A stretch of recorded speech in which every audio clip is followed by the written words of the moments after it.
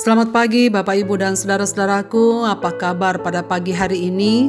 Semoga kita semua telah bangun dengan sukacita dan semangat baru dalam anugerah Tuhan kita Yesus Kristus. Selamat berjumpa kembali. Senang sekali menjumpai Bapak Ibu dan saudara sekalian melalui Renungan Pagi edisi 27 Juli 2022. Bacaan kita pagi ini dari Kisah Rasul pasal 21 ayat 15 sampai ayat ke-19 demikian. Sesudah beberapa hari lamanya tinggal di Kaisarea, berkemaslah kami lalu berangkat ke Yerusalem. Bersama-sama dengan kami turut juga beberapa murid dari Kaisarea. Mereka membawa kami ke rumah seorang yang bernama Mnason. Ia dari Siprus dan sudah lama menjadi murid. Kami akan menumpang di rumahnya. Ketika kami tiba di Yerusalem, semua saudara menyambut kami dengan suka hati. Pada keesokan harinya pergilah Paulus bersama-sama dengan kami mengunjungi Yakobus. Semua penatua telah hadir di situ.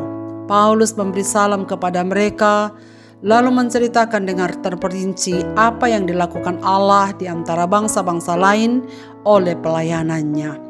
Apa yang telah Tuhan buat.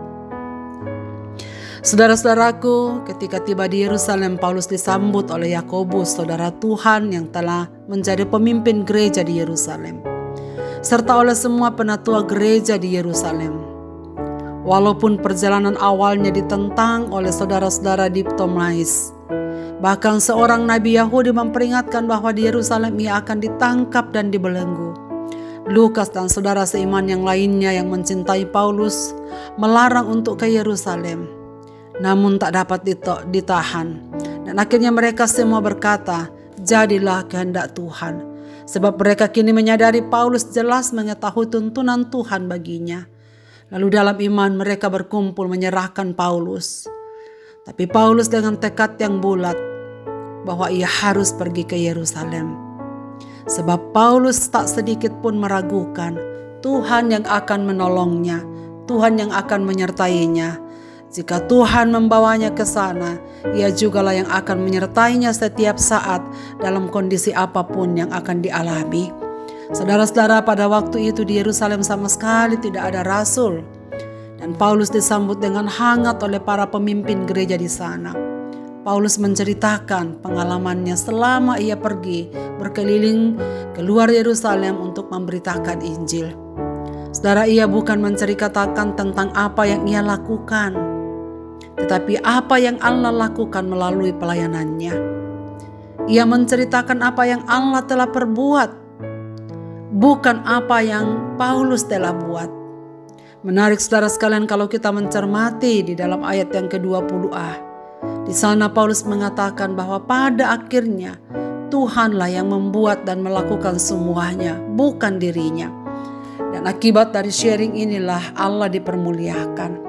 Saudara-saudara, hal ini menunjukkan terjadi dalam pelayanan bahwa ia selalu mengklaim apa yang terjadi adalah Allah yang mengerjakannya dan sama sekali bukan dirinya.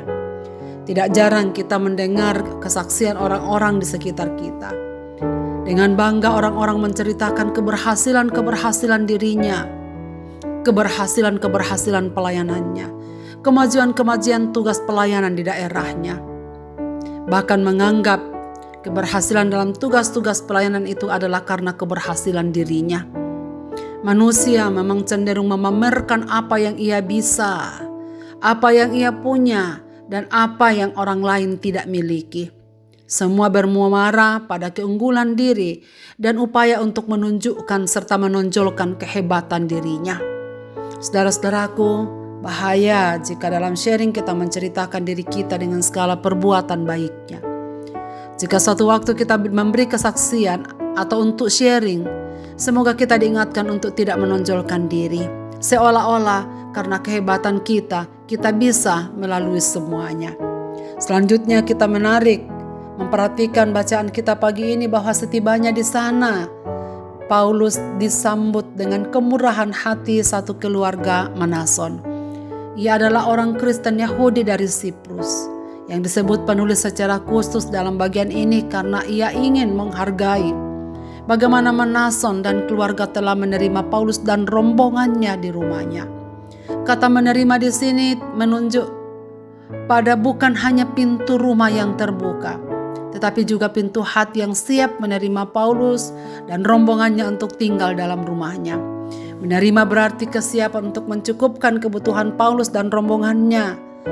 Memberi tumpangan berarti memelihara dan mencukupkan apa yang mereka perlukan dalam keseharian mereka. Manason adalah teladan hidup orang beriman. Kiranya kita selalu diingatkan untuk selalu menunjuk pada Tuhan yang bekerja di dalam dan melalui kita. Bahwa Tuhan akan selalu menyediakan apa yang kita perlukan melalui orang-orang yang bermurah hati di sekitar kita ketika kita mengasihi Tuhan dengan sungguh. Kita hanyalah alat, Tuhan yang melakukannya dan bukan aku yang melakukannya. Dia yang melakukannya. Hal ini membuat kita makin merendahkan diri jika ada hal-hal yang baik dapat terlaksana dalam hidup kita atau dalam pelayanan-pelayanan kita.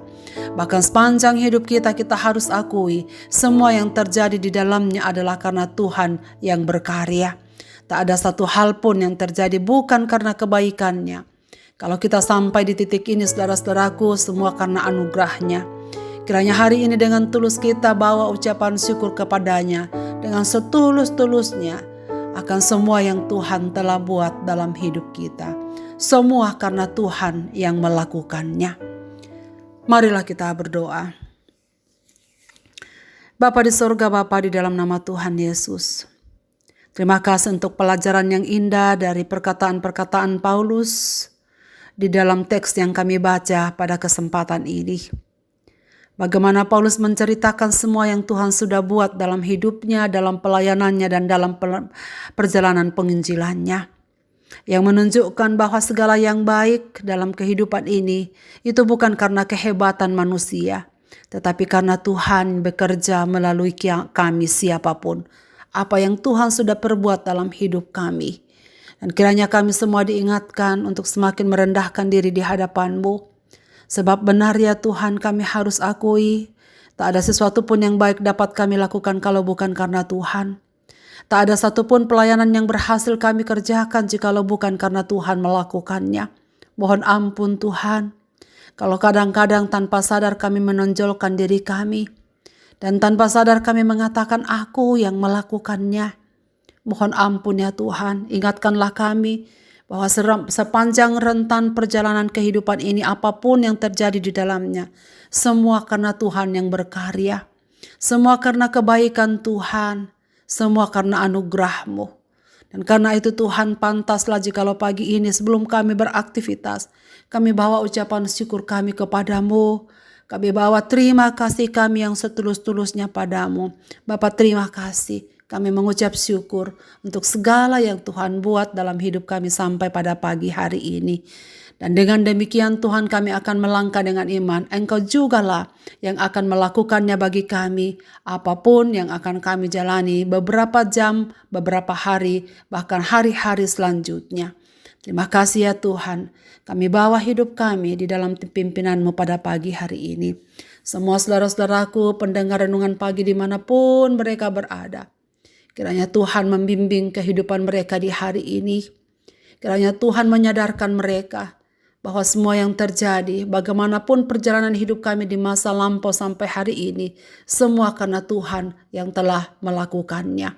Terima kasih ya Tuhan untuk segala rencana-Mu dan karya-Mu yang indah bagi segenap kehidupan kami. Apapun yang sedang terjadi dalam kehidupan umat-umat-Mu pada pagi ini Bapa, biarlah tangan kasih-Mu yang akan menuntun dan menolong, sehingga mereka dapat melewatinya dengan baik. Segala persoalan yang dihadapi oleh umat-umat-Mu, biarlah belas kasih-Mu yang nyata di dalamnya. Engkau yang akan melakukannya bagi kami. Terima kasih ya Tuhan. Di dalam dan demi nama Yesus Kristus kami berdoa. Amin. Selamat beraktivitas Bapak, Ibu, dan saudara-saudaraku. Tuhan Yesus memberkati kita sekalian.